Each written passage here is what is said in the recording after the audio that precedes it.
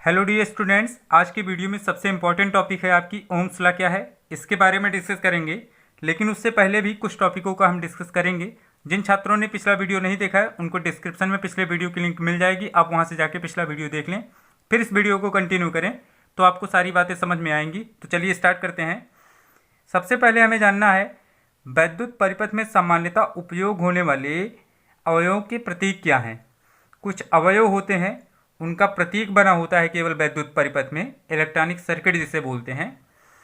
अब उसमें उन प्रतीकों का नाम क्या है या वो प्रतीक किस चीज़ के बने हैं ये हमें समझना है।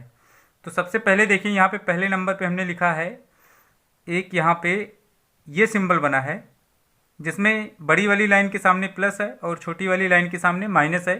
तो ये आपका जो सिंबल बना है ये सेल के लिए है। अगर ऐसा चिन्ह आपको परिपथ में दिखाई पड़े तो आप बताइए कि ये सेल है जिसमें बड़ी वाली लाइन प्लस होती है, छोटी वाली लाइन माइनस। अगर प्लस माइनस ना भी शो किया जाए तो भी आप समझिएगा कि बड़ी वाली लाइन प्लस है और छोटी वाली लाइन माइनस है। लेकिन अगर इसी टाइप के बहुत सारे सिंबल आपस में जुड़े हों, जैसे यहाँ पे है, आप देख रहे हैं एक बड़ी लाइन फिर छोटी लाइन फिर बड़ी लाइन फिर छोटी लाइन, और ये प्लस माइनस ऐसे होता जाएगा, तो ये आपका बैटरी का सिंबल होता है। किसका सिंबल है ये? बैटरी का। तो सेल हो गया, बैटरी हो गया, आप ये दोनों जान गए। अब तीसरे नंबर पे है एक लाइन ऐसे बनी होगी, एक लाइन ऐसे बनी होगी। ये लाइन का मतलब ये है कि तार हैं, परिपथ में तार लगा होता है। तो एक तार इधर से निकला है, एक तार इधर से। अब बीच में यहाँ पे खाली स्थान है, बीच में कुछ नहीं है, तो ये आपका स्विच है। क्या है ये? स्विच। लेकिन कैसा स्विच है? खुला स्विच है। मतलब खुला का ये होता है कि अभी अगर इस कंडीशन में आपको फिगर दिखाई पड़े, परिपथ दिखाई पड़े, जैसे मान लीजिए यहाँ पे अगर हम एक परिपथ ऐसे जोड़ दें, ये कुछ इस तरह से, और बैटरी वगैरह कहीं यहीं पे लगा देते हैं हम, ये वाला प्लस हो गया, ये माइनस हो गया। तो अभी क्या है कि इस परिपथ में धारा नहीं बहेगी क्योंकि ये स्विच आपका खुला है। खुला का मतलब जिसको हम लोग कहते हैं ऑफ, ये ऑफ है। और यहाँ पे ओपन स्विच इसको कहेंगे। बटन में ऑन ऑफ होता है ना, तो ये अभी ऑफ है, ऑन नहीं है। और स्विच में कहेंगे ये ओपन स्विच है। और इसको के से डिनोट किया जाता है की मीन्स होता है कुंजी, और इसको कुंजी भी कहेंगे, खुली कुंजी इसको कह सकते हैं। अब यहाँ पे चौथा सिंबल आपका है, इसी टाइप का बना है, लेकिन बीच में क्या है, एक ब्लैक साइन है। इसका मतलब ये बंद स्विच है। कौन सा स्विच है? बंद स्विच। मतलब इसको कहेंगे चालू स्विच, चालू स्विच, ठीक है ना। क्लोज्ड स्विच यानी कि ये ऑन वाली कंडीशन होती है आपके बटन में। इलेक्ट्रॉनिक बटन जो आप यूज़ करते हैं जिसको कहते हैं स्विच ख़राब हो गई है, उसी में ऑन ऑफ लिखा होता है। एक तरफ लिखा होता है ऑन और दूसरी तरफ लिखा होता है ऑफ। तो ये ऑन वाली कंडीशन ये है, आप समझ गए होंगे इसको भी। इसी का दूसरा रूप भी मिलता है। ये देखिए, तीसरे के लिए ओपन स्विच के लिए ऐसे दो वायर होंगी, ऐसे इन दोनों के बीच में गैप होगा। तो ये भी समझिएगा कि ये कौन सा स्विच है? ओपन स्विच है, यानी कि खुला स्विच है। और चौथे वाले में ये वायर ऐसे जाएगा और ये दोनों पॉइंट्स यहाँ पे जुड़े होंगे, तो ये आपका बंद स्विच है, यानी कि बंद कुंजी, खुली कुंजी, ऐसा भी कह सकते हैं आप। अब इसके बाद हम आते हैं इस वाले फिगर पे। अगर इस तरह का आपको सिंबल दिखाई पड़े ऐसे, तो ये है प्रतिरोध का सिंबल। प्रतिरोध, अभी आप जान पाएंगे प्रतिरोध क्या होता है। इसको प्रतिरोधक भी कहते हैं, प्रतिरोधक। ये प्रतिरोधक का सिंबल है। और अगर इस तरह का सिंबल दिखाई पड़े तो ये सिंबल आपका प्रतिरोधक का तो है, क्योंकि देखिए इसमें ये लाइन है लेकिन एक एरो यहाँ पे ऐसे लगी है, डाउन टू अपवर्ड। अब इसका मतलब ये है ये परिवर्ती है, परिवर्ती प्रतिरोधक है। अब इसका मतलब ये है परिवर्ती प्रतिरोधक का मतलब ये है कि यहाँ पे प्रतिरोध नहीं बदल सकता, लेकिन यहाँ पे बदल सकता है, मतलब प्रतिरोध को कम या ज़्यादा किया जा सकता है आगे पीछे करके। ये भी वही है परिवर्ती प्रतिरोधक। और परिवर्ती प्रतिरोधक का एक नाम और है जिसे कहते हैं धारा नियंत्रक। धारा नियंत्रक। अब ये क्या है, इसको आप जब समझेंगे अभी आगे तो आपको पता चलेगा। धारा नियंत्रक एक प्रतिरोध कम करने वाली या अधिक करने वाली युक्ति होती है जिसे धारा नियंत्रक कहते हैं। ये एक ऐसे टाइप में बना होता है, यहाँ पे इसमें ऐसे लगा होता है, मतलब ये पूरा ऐसे सेल टाइप में, सेल समझिए, इसके ऊपर वायर लपेटे गए होते हैं और यहाँ पे ये ऐसे लगा होता है। एक यहाँ पे की लगी होती है ऊपर, इसी को आगे पीछे किया जा सकता है। आगे पीछे करेंगे तो ये प्रतिरोध कम या ज़्यादा होगा। ये आपका धारा नियंत्रक का यंत्र समझ लीजिए, जिसके द्वारा प्रतिरोध को घटाया और बढ़ाया जाता है। अब ये दोनों एक ही चीज़ें हैं, चाहे ये बना होगा तब भी आप कहेंगे परिवर्ती प्रतिरोधक या धारा नियंत्रक है, या ये बना होगा तब भी वही कहेंगे। अब ये जो आपका 8वां सिंबल दिखाई पड़ रहा है, इसमें एक तार इधर से आके जुड़ गया है और ये आपका एक सीधा तार था, तो ये वाला तार आके इसमें जुड़ गया है, तो ये है तार संधि। तार संधि। तार संधि का मतलब होता है तार का जोड़, ठीक है ना। और कहाँ पे हुआ है जोड़, यहाँ पे। एक वायर को आप किए भी होंगे ऐसा, एक तार को दूसरे से जोड़ना, तो ये है तार संधि। जहाँ पे जुड़ेगा वो तार संधि है। अब यहाँ पे क्या है, एक लाइन सीधे ऐसी गई है, दूसरी वाली ऐसे आ रही है, इसके ऊपर से जा रही है, तो ये क्या है, क्रॉस तार। क्रॉस तार, इसका मतलब ये कि एक तार के ऊपर से दूसरा तार जा रहा है। जैसे मानिए कि एक रस्सी आपने बिछाया ऐसे, दूसरी रस्सी इसी के ऊपर से लेके जाइए, तो जितनी दूर रस्सी होगी, अगर ये लचकदार है तो ऐसे उसको नाक कर जाएगी, ऐसे जैसे यहाँ पे ये बना है। तो ये क्या है, क्रॉस तार का सिंबल है। ये क्या है, आपको पता चल गया होगा, ये वैद्युत बल्ब है। ये क्या है, वैद्युत बल्ब का सिंबल है। चाहे ऐसा बना रहेगा चाहे ऐसा बना रहेगा, दोनों सिंबल किसके हैं, इलेक्ट्रिक बल्ब के। और इससे तो आप परिचित हैं ही, ये एमीटर है और ये वोल्टमीटर है। एमीटर सदैव श्रेणी क्रम में जुड़ता है परिपथ में, और वोल्टमीटर सदैव समांतर क्रम में।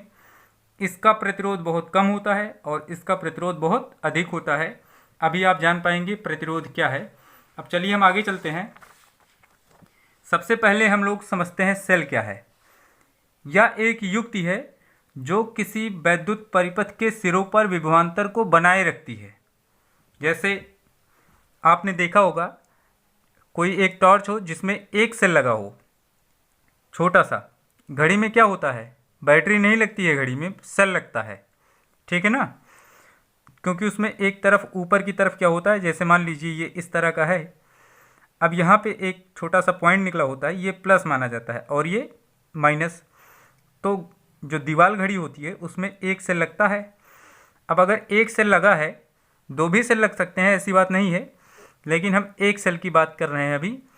तो ये जब तक लगा रहेगा तब तक घड़ी चलेगी, अर्थात उसमें जो मशीन लगी है उसके सिरों के बीच विभवांतर बना रहेगा, है ना।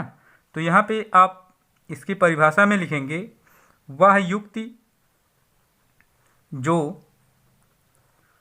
चालक के सिरों पर विभवांतर बनाए रखती है, सेल कहलाती है। ये आपका परिभाषा हो गया। वह युक्ति जो चालक के सिरों पर विभवांतर बनाए रखती है, सेल कहलाती है। अब बैटरी क्या है, सेलों का कॉम्बिनेशन। सेलों का कॉम्बिनेशन, लेकिन एक से अधिक सेलों का संयोजन क्या कहलाएगा, बैटरी। अभी हमने पीछे सिंबल में बताया कि जब ऐसे सिंबल एक से अधिक होंगे, एक रहेगा तो सेल है, लेकिन यहाँ पे एक और आप जोड़ दीजिए तो ये बैटरी हो गया। पहले एक टॉर्च आती थी जिसमें 2-3 सेल लगते थे, तो जो हमारे बुजुर्ग लोग हैं उसको बैटरी के नाम से बुलाते थे, बैटरी लेके आओ। लेकिन आजकल जो टॉर्च आ रही है उसमें एक सेल भी आता है और 2 सेल वाली भी आती है। जो रेडियो था उसमें 2-3 सेल लगते थे, तो ओवरऑल जो पूरा सिस्टम बनता था 2-3 सेल का, उसको बैटरी कहते थे। तो बैटरी क्या है? एक से अधिक सेलों का संयोजन, अधिक सेलों का संयोजन बैटरी कहलाता है। ये आपको क्लियर हो गया होगा। अब हम चलते हैं अगली टॉपिक की तरफ। अगली टॉपिक आपकी है ओम्स लॉ। सेल बैटरी आपको क्लियर हो गया होगा अच्छे से।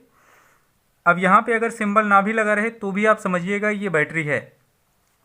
ये आपकी इम्पॉर्टेंट टॉपिक है, इसे आप बहुत अच्छे से तैयार रखिएगा। मैक्सिमम चांस होता है कि ये एग्ज़ाम में आ जाए। अब ओम का नियम क्या है? यदि किसी चालक की भौतिक अवस्था में कोई परिवर्तन न किया जाए, भौतिक अवस्था का मतलब ये होता है कि उसके ताप और दाब दोनों को नियत रखा जाए, उसको बदलने ना दिया जाए, तो उसके सिरों पर लगा विभवांतर भी उसमें प्रवाहित होने वाली धारा के अनुक्रमानुपाती होता है। यही ओम का नियम है। हमने क्या बोला? यदि किसी चालक के भौतिक अवस्था में कोई परिवर्तन न किया जाए तो उसके सिरों पर लगा विभवांतर उसमें प्रवाहित होने वाली धारा के अनुक्रमानुपाती होता है। यही ओम का नियम है। तो यहाँ पे हम इसको लिख देते हैं, आप इसको नोट करिएगा ऐसे ही। तो देखिए इसकी परिभाषा यही है, यदि किसी चालक तार की भौतिक अवस्था को अपरिवर्तित रखा जाए तो उसके सिरों पर लगा विभवांतर उसमें प्रवाहित होने वाली धारा के अनुक्रमानुपाती होता है। यही आपका ओम का नियम है। आप ऐसे ही लिखिएगा। अब यहाँ पे देखिए चालक तार, कुछ लोगों के मन में ये क्वेश्चन यहाँ पे उत्पन्न हो रहा होगा कि यहाँ पे तार हमने क्यों लिख दिया।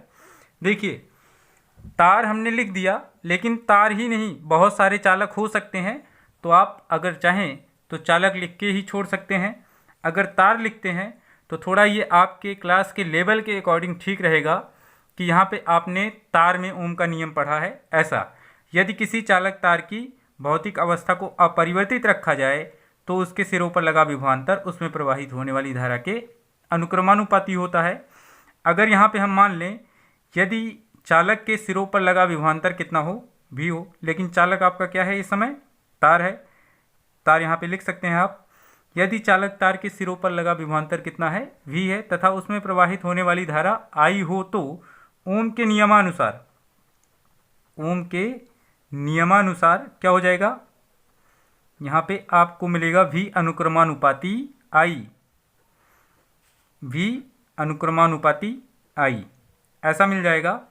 अब यहाँ पे अनुक्रमानुपाती का मतलब ये होता है कि अगर v का मान बढ़ाएंगे तो I का मान बढ़ेगा, अगर v का मान घटाएंगे तो I का मान घटेगा।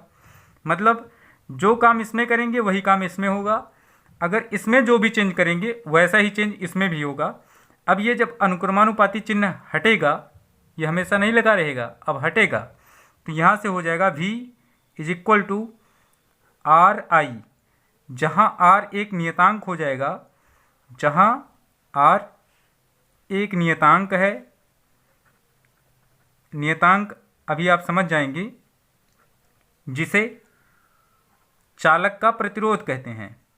चालक तार का प्रतिरोध कहते हैं, प्रतिरोध कहते हैं। ये आप यहाँ पे R के लिए लिखेंगे, जहाँ R क्या है? एक नियतांक है जिसे चालक तार का प्रतिरोध कहते हैं। अब यहाँ से V is equal to R I या V is equal to I R, ऐसा लिखा रहेगा। अब ये अगर नियतांक है और थोड़ी देर के लिए यहाँ पे हम इसको समझाने के लिए ये माने कि V आपका y है और I क्या है? x है। ये बात समझ रहे हैं, जिससे आपको बात समझ में आए। और R क्या है? नियतांक है। नियतांक का मतलब एक ऐसा अंक जो हमेशा नियत रहे। तो R को हम मान लें 5 है। 5 एक नियत अंक है, ना तो ये घटेगा ना बढ़ेगा। अब इसको हम अगर इसी रूप में लिखें तो y इज इक्वल टू कितना मिलेगा? 5x। अगर y is equal to 5x का आप ग्राफ खींचेंगे तो ग्राफ कैसा होगा? एक सरल रेखा मिलेगी। यहाँ पे आप धारा को प्रदर्शित कर दीजिए। ये धारा है जिसे I से डिनोट करेंगे, और ये वाला अक्ष आपका ये क्या है, विभवांतर है। विभवांतर है जिसे आप V से डिनोट करेंगे। ये आपका x अक्ष था, ये y अक्ष है। अब यहाँ पे अगर इसका ग्राफ बनाएंगे, अर्थात इसका ग्राफ बनाएंगे आप v is equal to I R का, तो आपको एक स्ट्रेट लाइन मिलेगी ऐसे।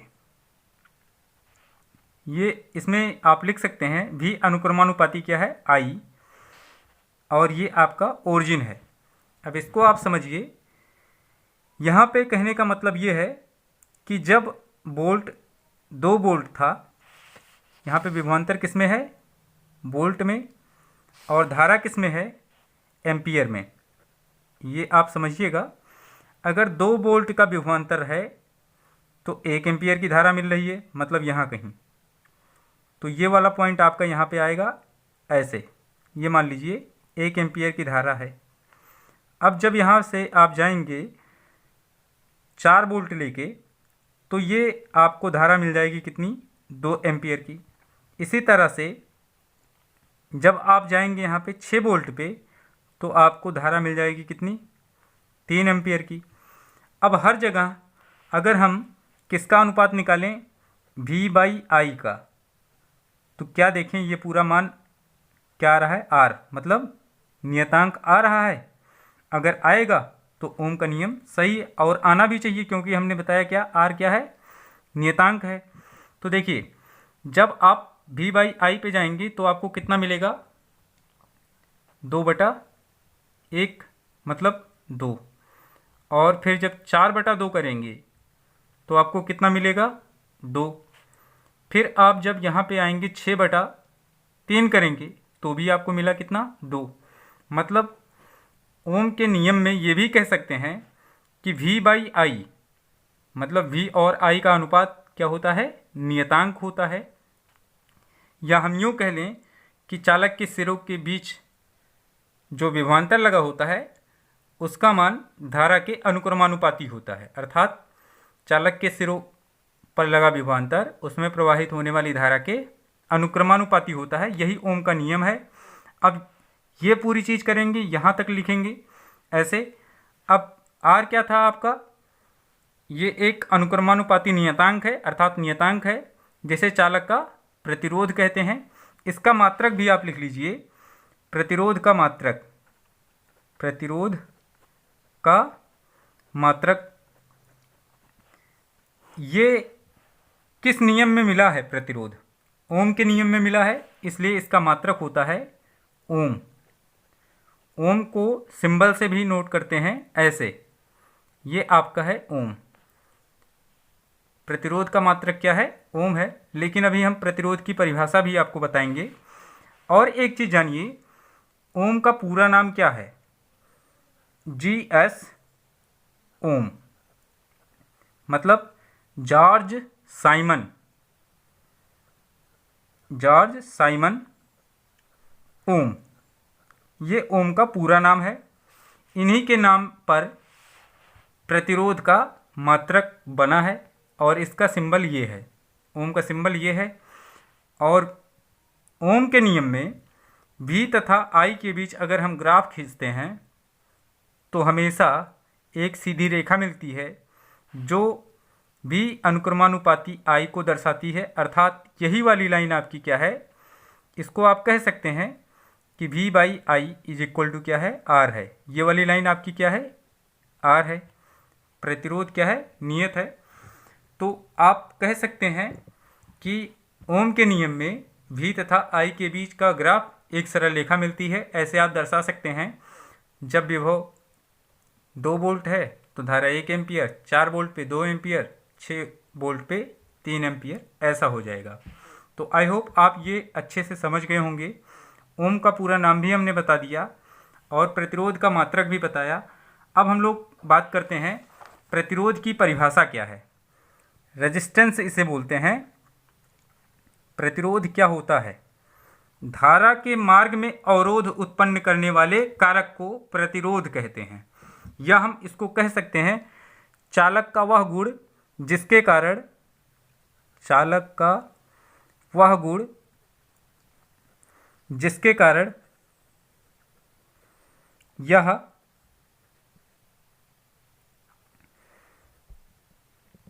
धारा प्रवाह का विरोध करता है, विरोध करता है, चालक का प्रतिरोध कहलाता है, चालक का प्रतिरोध कहलाता है। ये आप प्रतिरोध की परिभाषा में लिखेंगे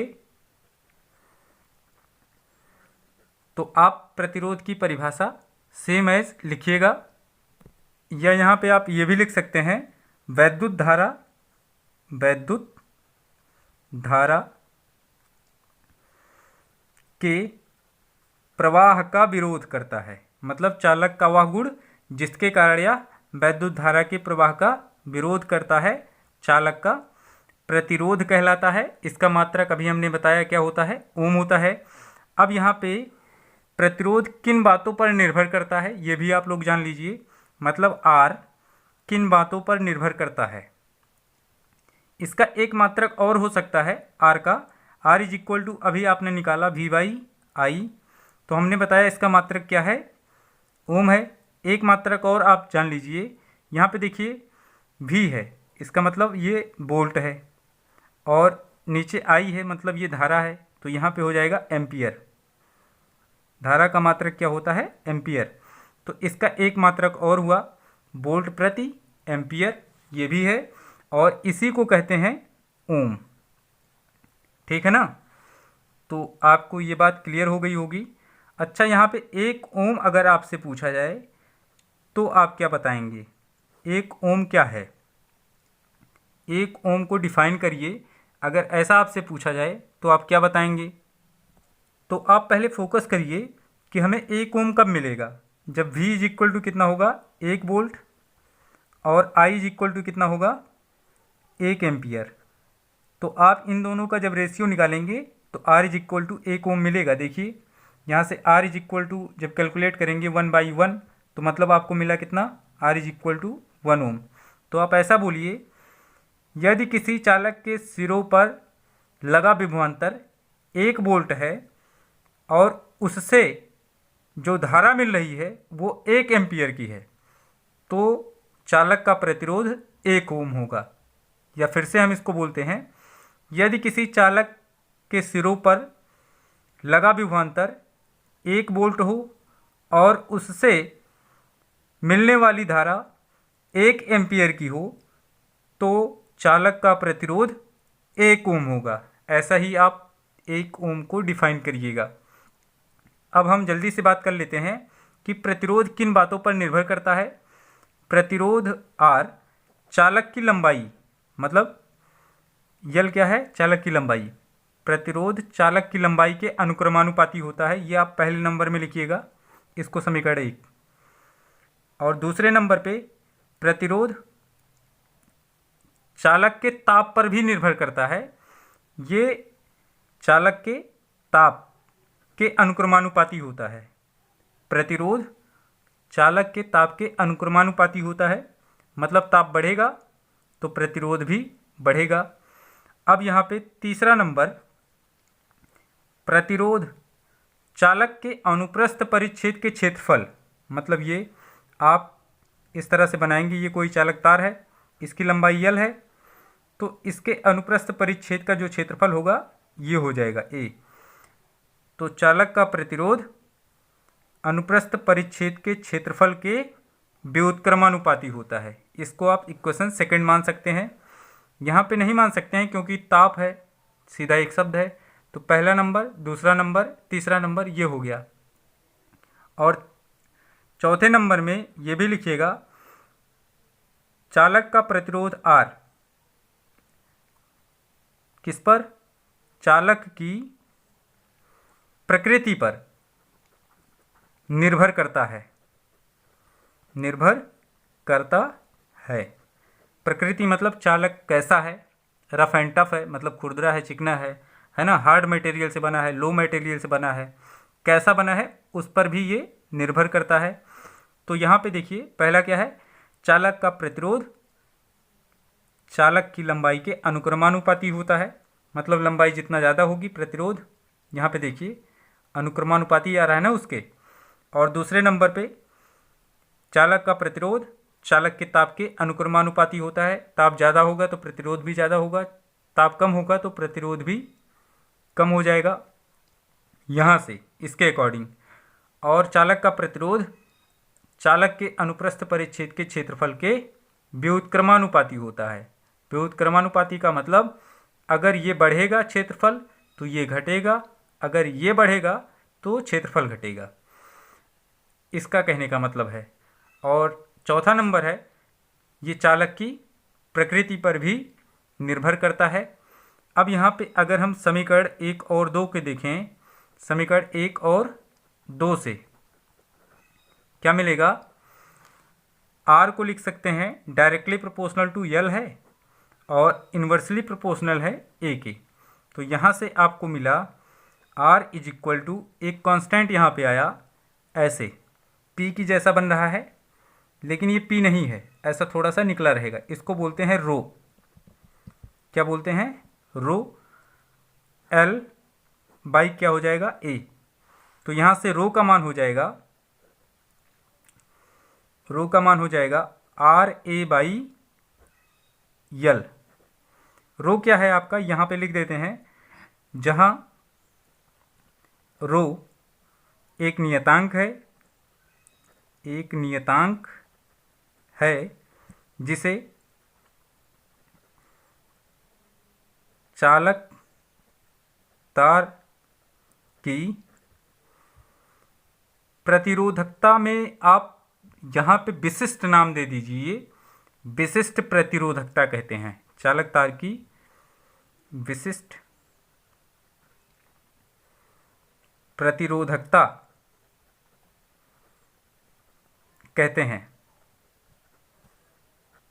मतलब रो क्या है, चालक तार का विशिष्ट प्रतिरोध है, इसको आप विशिष्ट प्रतिरोध भी कह सकते हैं। विशिष्ट प्रतिरोध मतलब ये रो है, ठीक है ना। अब विशिष्ट प्रतिरोध क्या होता है, अगर यहाँ पे विशिष्ट प्रतिरोध को डिफाइन करना हुआ तो L इज इक्वल टू आप 1 मान लीजिए और A is equal to 1 metre square मान लीजिए, और L का मान क्या, 1 मीटर। इसका मात्रक क्या होता है, रो का मात्रक ये भी बता देते हैं, इसका मात्रक होगा ओम मीटर। कैसे, यहाँ पे देखिए आर का मान मात्रक में क्या होगा, ओम होगा, इसका हुआ ओम। क्षेत्रफल का क्या होता है, मीटर स्क्वायर, और लंबाई का मीटर।